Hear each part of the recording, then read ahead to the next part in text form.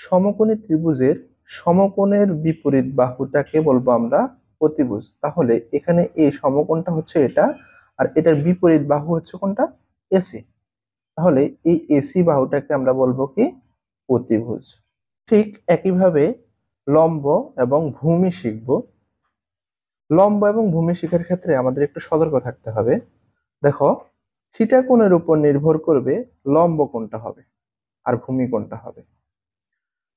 আমরা থিটা কোণের বিপরীত বাহুকে লম্ব বলবো, আর থিটা কোণের সন্নিহিত বাহুকে ভূমি বলবো। তো থিটাটা হচ্ছে একটা সূক্ষ্মকোণ। থিটা কোণের বিপরীত বাহু হচ্ছে এই যে এবি বাহু। তাহলে এবি বাহুকে বলবো আমরা কি? লম্ব। আর থিটা কোণের সন্নিহিত বা সাথে যে বাহুটা আছে সেটাকে বলবো আমরা ভূমি।